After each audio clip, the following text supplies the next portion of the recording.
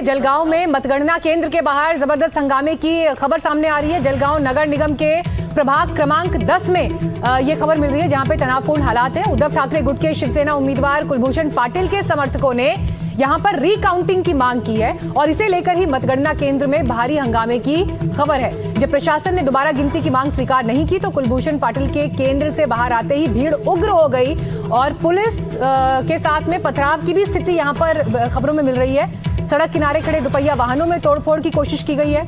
बेकाबू भीड़ को नियंत्रित करने के लिए पुलिस को हल्का लाठीचार्ज भी करना पड़ा। तस्वीरें आपके सामने।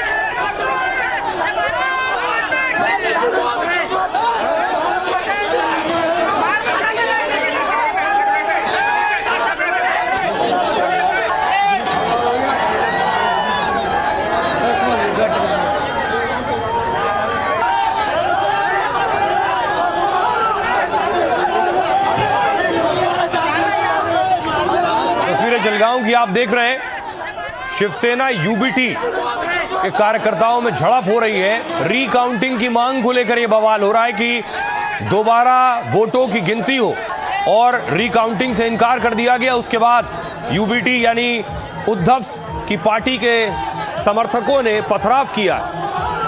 जी समीर जावड़कर जी, ये देखिए तस्वीर जो अब इस वक्त हम देख रहे हैं, रीकाउंटिंग को लेकर बवाल हो गया है। तो अभी देखिए, अभी तो हालांकि पूरे रुझान इलेक्शन कमीशन क्लियर करेगा फाइनल पिक्चर, लेकिन ये रीकाउंटिंग सही तरीके से नहीं हुआ, फेक वोटिंग हुई, संजय राउत जिस तरह की बात कह रहे हैं, ये अब देखिए एक तरह से वही पैटर्न जो बीते चुनाव में भी दिखाई दिया है।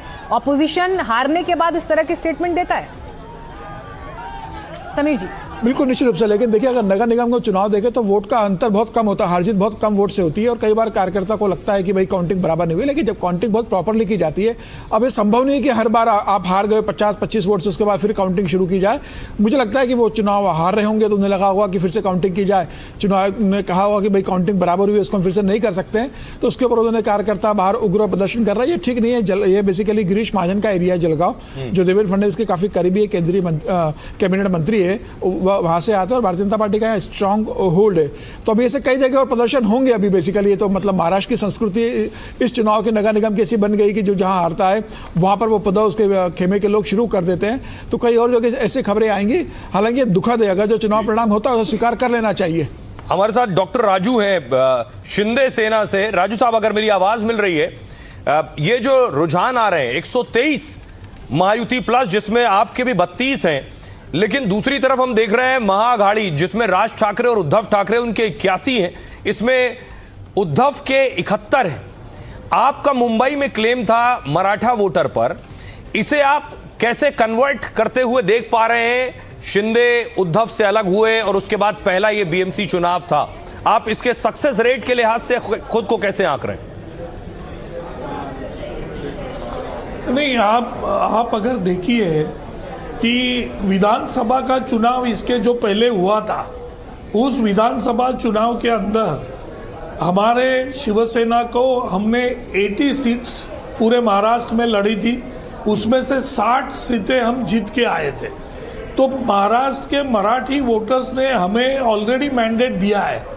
ये जो मुंबई में अभी आप देख रहे हैं, ये ठाकरे बंधु एक पूरे साथ में आके इन्होंने जो भावनिक इमोशनल कार्ड खेला, उसका कुछ थोड़ा बहुत असर हुआ है। लेकिन अगर आप महायुति की संख्या देखेंगे तो इससे पता चलता है कि किसी भी हालत में जो तरीके से ये बोल रहे थे कि मराठी मानुस की ये आखिरी इलेक्शन, लेकिन सर बीजेपी अकेले, माफ कीजिएगा आपको डॉक्टर राजू साहब, बीजेपी अकेले 103 की सिचुएशन में है और थोड़ा और आगे बढ़ गई अगर तो बीजेपी अकेले बहुमत पा लेगी। नहीं, अगर आप ये बात को जानिए, हम महायुति करके साथ में लड़े।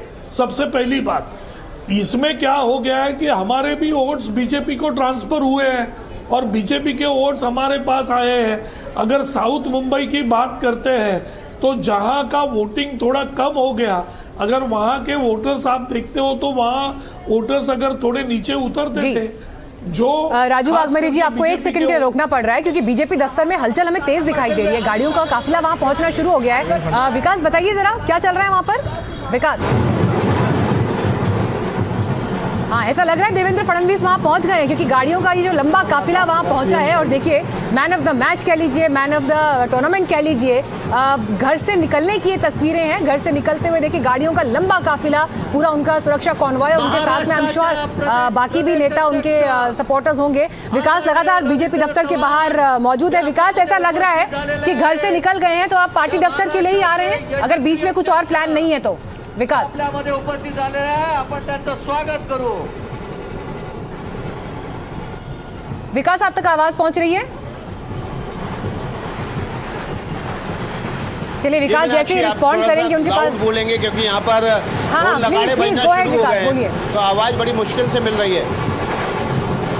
बोलिए विकास, बोलिए, तो मैं आपको कंटिन्यू। यहाँ की तस्वीरें दिखाता हूँ। देखिए, जबरदस्त माहौल हो गया है। और जैसे ही यहाँ खबर मिली है कि मुख्यमंत्री देवेंद्र फडणवीस अपने घर से निकल रहे हैं, और यहाँ पर पार्टी के जो कार्यकर्ता उनमें जोश आ गया है, ढोल लगाड़े ताशे बजने लगे हैं, झंडे ध्वजाएं लहराने लगी हैं। और ये मंच पर देखिए आप, यहाँ पर जो मुख्यमंत्री का स्वागत करने के लिए तमाम जो नेता इकट्ठे हैं, वो पटका अपने गले में पहन रहे हैं, और मुख्यमंत्री के स्वागत के लिए भी पटका अपने हाथ में लिए हुए हैं। तो ये जो आप देखिए, उधर पटाखे चलाए जा रहे हैं, जिसका धुआं भी आपको उठता हुआ दिखाई दे रहा होगा।